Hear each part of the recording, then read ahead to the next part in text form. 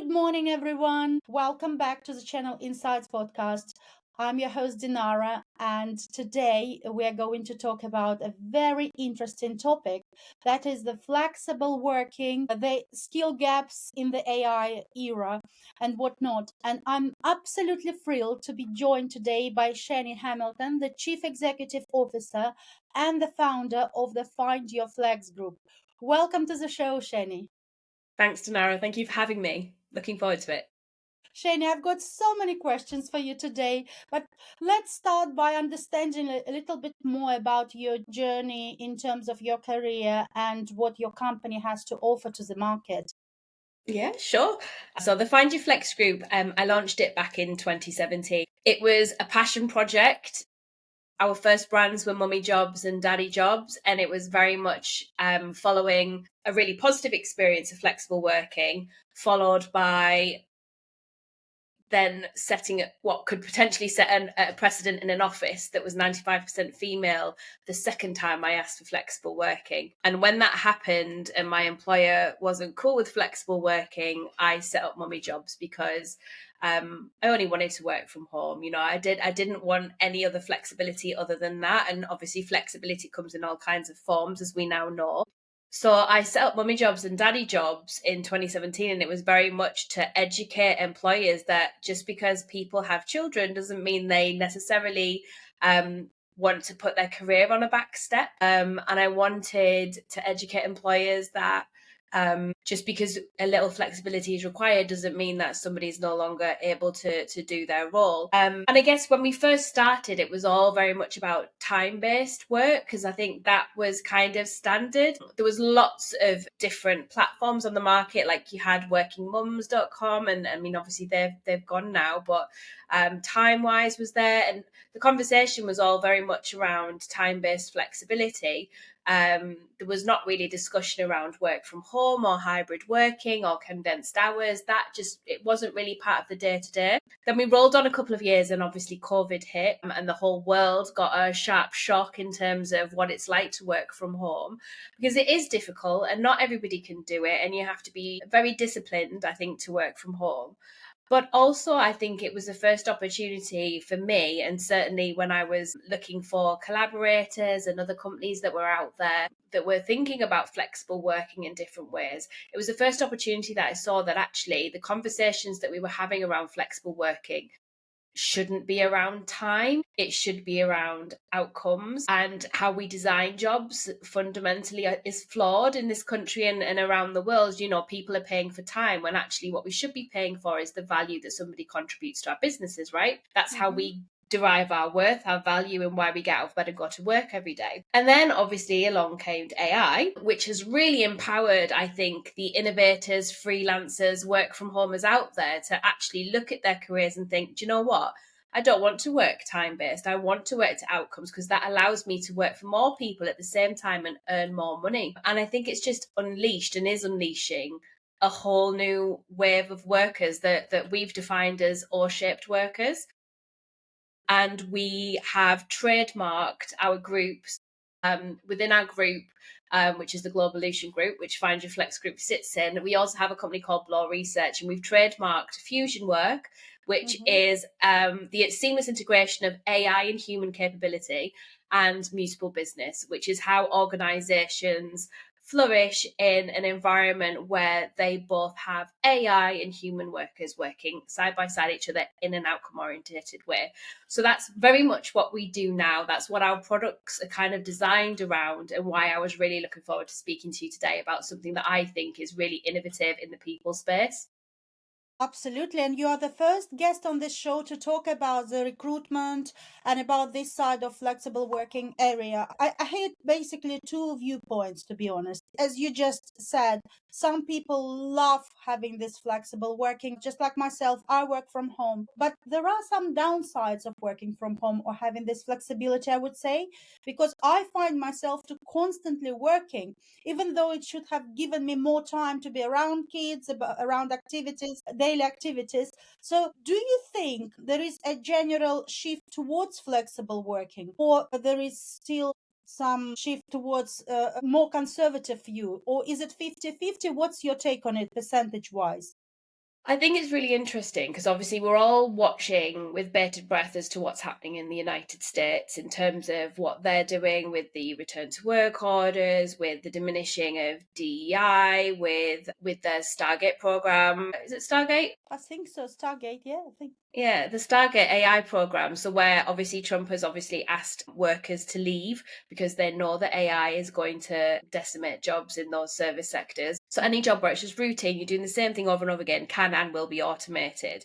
And AI, unfortunately, is going to replace jobs, but it will also transform jobs as well because AI still needs human input. So I think that when we're talking about people being fearful about losing their jobs to AI, I don't think that's going to happen. I think we will get flexibility, but I think that will come from the individual themselves. So I talked earlier about how we've coined O-shaped talent, O-shaped people. And these are individuals who, as we transition and adapt and come out of sort of what's going to happen over the next 12 to 24 months are going to be specialists who are agile, outcome driven, and continuously learning. And those are the professionals who will remain highly employable. And I think that's what we're seeing organically. I think that's what we'll see come out of the States with the push to really put AI into to how they govern. Obviously, there's downsides with AI in terms of that being in federal government and being in our government, because obviously there's always the issue around bias. A lot of these programs are written by white men, and where DEI comes into play is if we've got more people from different backgrounds in the room designing the code, the bias is going to be less when it goes out into the world and we start asking AI to do things for us. So it's a really interesting dichotomy what's going on at the minute, but there's lots of opportunities and I think it's exciting. I think we'll just get, like I say, we'll get flexibility through outcomes. It won't be time based. And just to touch on your point about never switching off, when I first set up the business and AI didn't really exist back then, I used to work 7 a.m. till 11 p.m. every day. I think it's definitely gotten easier now. I think we can definitely work smarter at utilizing AI. But also, I think that's, again, where out comes into its own because people are productive at different times of the day. And AI can showcase to employees what kind of people they're engaging and they're employing now, whether these people are more productive in the morning or in the evenings or the afternoons. And I think we can then design workflow to work around when our people are at their productive peaks. Because we do have an issue with productivity in this country and others. And again, that is one of the reasons why AI is being so prevalent across the globe, because it's helping companies do things quicker because humans have their dips. We need to stop and eat. We need to rest. Computers don't need to do that. So it's, like I said, it's a really interesting time. It's a really exciting time. I'm part of the All-Party Parliamentary Group for Modern Employment, and outcomes is one of the big things that the Find Your Flex group has brought to the table in government this year, and we're really hoping to move the dial on this and start getting some stuff legislated around it. Yes, and that was kind of my next question about legislation and regulations, because again, with AI helping us with so much monotonous work, what are the legislations and regulations about it? It's great to know that you're part of the parliamentary discussions. Yeah, I think there's a lot to discuss around it, and I think government are bound to be one of the last to legislate on it because I think businesses will need to take the lead on it. I think there's a big question over digital twinning, and if humans are giving their input to AI and essentially teaching AI how to do these parts of our jobs, at what point is what we're teaching the AI our intellectual property? And we have to start thinking about, well, if I leave that organization, are they going to reimburse me for all of the time I've spent training that AI model? So I think it becomes really interesting when we start thinking about who owns what we're putting into AI, and should businesses be allowed to keep that work product? Is it classified as work product, or is it classified as somebody's specialism? Are you essentially becoming a detriment to that person's ability to earn because the AI is twinning that person's input?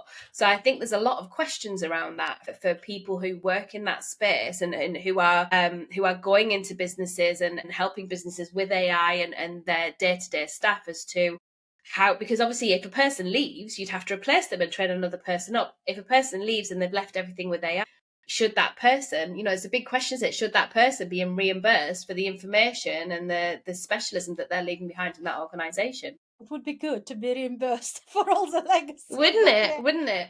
But I do think there'll end up being legislation around that. I do think there'll end up being court cases around who owns that intellectual property. So it'll be interesting to see what happens there.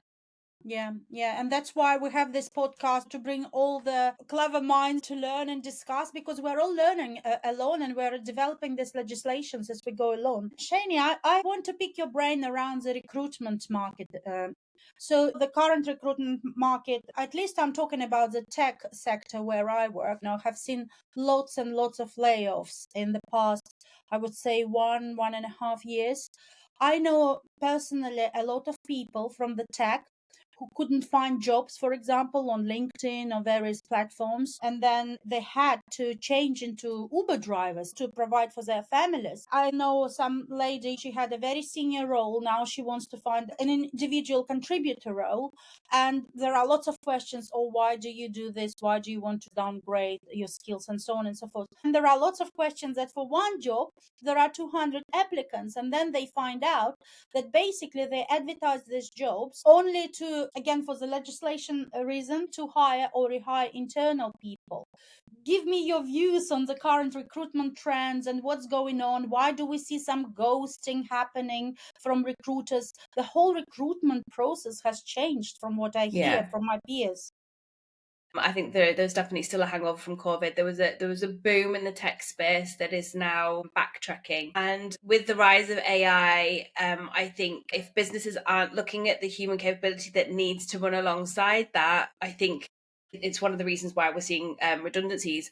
The other thing that you have to look at is organizations are still predicated on organizational structures that are 50, 60, 70 years old. They're not fit for purpose as to where we are now. And it's one of the reasons why mutable business, I think, will be such a big thing as we move forward, because that very much looks at how an organization is designed and how we can remove cost as a reoccurring symptom, which is why these people keep getting made redundancy, because businesses have peaks and troughs.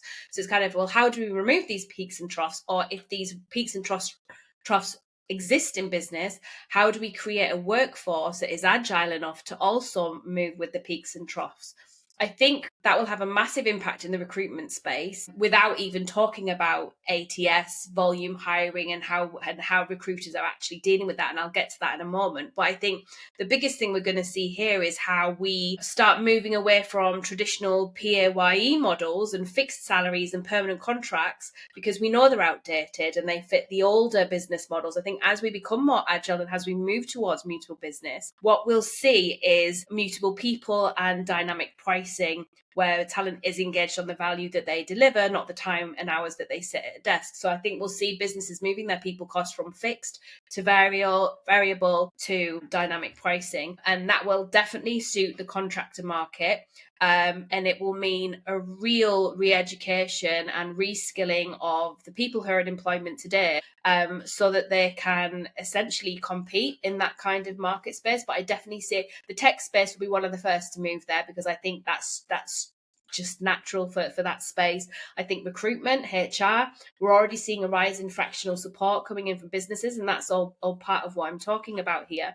Mm-hmm. I think the other element you were talking about there, in terms of 200 people applying for the same jobs, why you're being ghosted by recruited, it is literally down to volume. You've got ATS systems screening out X amount of applications before it even gets in front of a recruiter. And then obviously, if that recruiter's still got 50 applications who all could do the job, then getting back to each of those individually as a regret and giving fulfilling feedback, rather than, I think they probably save the fulfilling feedback for people who get further on in the recruitment process. So if you get to first or second interview, you're probably more likely to get proper feedback, versus to those who drop off earlier in that food chain. And AI is only going to make that more prevalent. AI should also be able to make it simpler to feedback too. So again, but when we're talking about AI coming into the recruitment space, we're again talking about how we augment AI with human intuition, oversight, innovation, because that's the part that AI can't do. So it's definitely about how we meld. It's that fusion of work with AI and people. And it's going to be really interesting to see how this develops in the tech space, in the recruitment space over the next few years.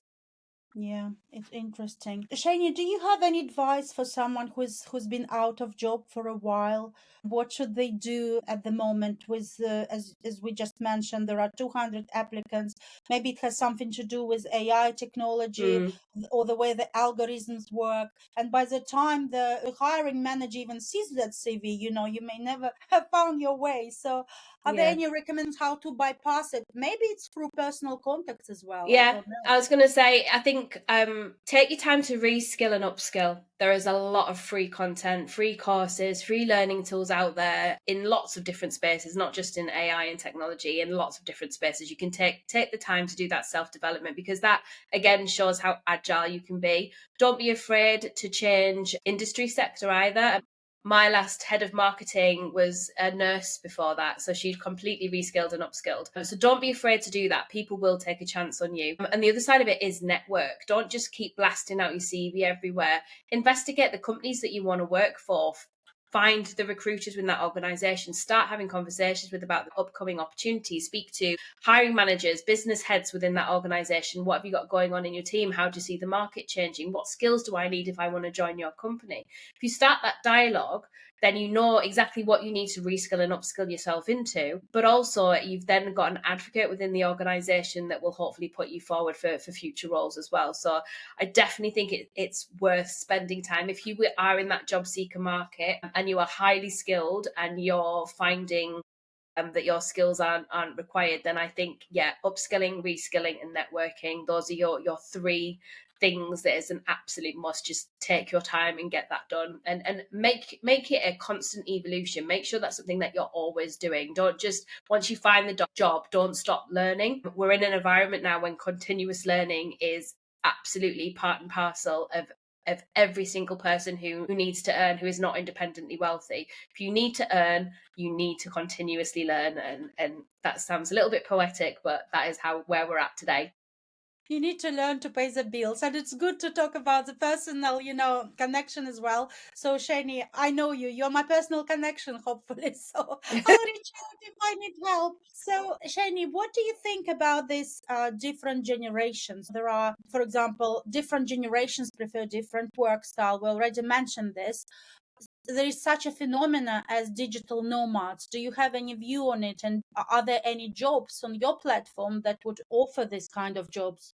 Digital nomad. I mean, to be honest, I think we're all going to become nomads. I think we're definitely moving into the age of work from anywhere versus work from Mhm. home. I think we're about to enter that global marketplace. And I think, again, it's really interesting what Trump's trying to do in the US, is in trying to keep jobs, trying to keep production, everything there. We are entering this global marketplace. And unfortunately for him, the changes he's making around AI and things like that is going to push it that way. Otherwise, it's going to be too costly for employers to have somebody sat in with their bum at a desk in their local office. I think once we move to global markets in that people space and the legislation comes for it, I think we'll see pay parity being really looked at. So I think it's going to be great for countries who don't get paid well at the minute. I think we're going to see those workers being able to earn a lot more. And maybe the top end of the market will come down, because actually we'll be able to access talent from parts of the world that we don't currently access. But I think that the global recruitment markets will open. I think it will be a necessity, and part and parcel of what we do, especially in the work from anywhere, work from home kind of conversation. And I also like how you mentioned about we will all be moving towards it over time. What I'm interested to understand is this trend driven by AI tech era, or is it driven by different generations retiring soon? If we talk about boomers, Gen X, Gen Z, and millennials, you can't Mm-hmm. generalize. We're all different. We all have different styles. But do you think the different generations have anything to do with this shift? Yes, I think the boomers are trying to put us all back in our box, but they're the most affluent. They've made the most money on their houses. They got access to free education, free healthcare. They've got their pension pots. I think I'm millennial. I think my generation will not get to retire. So we've got 80,000 hours available in our lifespan to work to earn. I think we will drive the millennials, which have driven the flexible working conversation, as much as it's flawed when we look at it from a time based sort of entity, I think will drive us into outcomes. And I think the generations that will follow will seal the deal. I think we've still got the boomers in the top end of the market at the minute in those sort of high end positions who are driving this RTO conversation and trying to drive us back to the office. But I do think millennials will be the ones that flip us into outcome based working. We already saw millennial women moving more and more into that innovator freelance space whilst we were during COVID, because there's lots of reasons, gender, pay parity, etc. A lot of us moved into that space so that we had the flexibility to still earn and look after our children, and earn our value and gain our value as human beings. I do think the millennials will continue to drive this forward and really champion it. And as the boomers leave that top end of the market and we get rid of people like Lord Sugar who are just, they're stuck in the old world, they're clinging on to a broken system. I think the millennials will be the ones that will really drive big change. And then you've got our children, millennial children, who are the mini millennials and who very much hold the similar values with us, who have that wariness around social media, who are they seem to be born with an innate knowledge of how to use AI, how to use tech, but they're also wary of it. And I think they have a nice balance. And I think the generations in between, I think will have a bit of a hard time, because I think they're going to get the tail end of the boomers and what they're doing or what they're trying to do to that workspace in terms of holding on to older values. But I think they will also really benefit from being able to have a multi-portfolio career for working in a mutable way. They will be organically O-shaped. They will become O-shaped talent because, again, they've been in a technological learning environment since a very young age. And I think that's just going to seal the deal. And that's the way we're going. And there's always going to be people who are going to grasp onto the old ways. But business is changing. How we organize ourselves is changing. How we learn is changing. And the businesses who don't get on board with that will be doomed. And it'll be the new businesses that are coming through, like your Airbnbs of the world, like your Ubers, and all of those kind of organizations who aren't top heavy, that maybe only have 3 senior people in the organization, because that's all you need with the rise of AI these days and how easy it is to set up a company. UK has always been incredibly entrepreneurial. It's a nation made on small and medium enterprises. So I think that will continue. And I think you'll see more and more people being independently affluent and wealthy because they're able to do a passion project and also work for other companies at the same time, and simultaneously, and they'll be able to gain their wealth in a very different way. I think what we'll see from government is a complete need to re-legislate, because obviously you've got you've got a lot of the majority of the tax income that the state earns is from PAYE employees. And if we're going to see this shift moving across into gaining our employment in different ways, gaining our value and our worth in different ways, I think they'll have to re-look at how they tax it to make sure that everything can still work. Where I guess the younger generations have it easier in this because it's going to be the norm for them. We've got a lot of people in that millennial bucket who are very safe and secure in their PAYE pot. They like their gilded cage and they want to change there. They're not innovators. They just want to work every day, do their job, take on a paycheck. And there's nothing wrong with that. But what I think they'll struggle with is how to transition to O-shaped, and how we design organizations to support people around that, how we redesign our financial system so that actually people who are O-shaped can still get mortgages. They don't have to formalize themselves into that PAYE environment. It opens up a lot of questions. It's a huge topic, and it's a lot, that's why I said it's going to be a lot to legislate on and around. It is a big change, and I don't like to look at it in a big world view, because I think that's when people get frightened and stick their head in the sand and they just don't want to deal with it. But I do think when you look at it logically, this is where we're going. And these are the kinds of things that our HR teams, our talent teams, our leadership teams are really going to have to think about in terms of how they engage talent now, how they're going to engage talent in the future, and how they start redesigning the roles in their organizations to fuse it with AI and get the most out of the people, giving them some of their time back and allowing them to work in a way that is healthy for all of us and still demands a good value and that we've all got money in our pocket. Cheney, it's been great discussions. I've learned so much from you. I've got one last question for you, though. What is your favorite book? Oh, it's easy because I've read, it's a series of books. It's the author's Jean Yule. And the books are called the Earth Children series. So it starts with the clan of the cave bear, and it's about the time when Neanderthals and Homo sapiens and the Neolithic era all came together and stuff like that. And I love those books. And the central character is called Ayla, and she's the best heroine you will ever read about. But yeah, I think I've read those books 50 to 100 times. I should definitely read it. I haven't read it, but if you recommend, I'll definitely read it. Go for it. Cheney, I hope to speak to you again and catch up after all the legislation happens and we see the changes. Thank you so much for your time and for Well, your thank you for having insights. me. Really appreciate it. Thank you for having me. I've enjoyed it.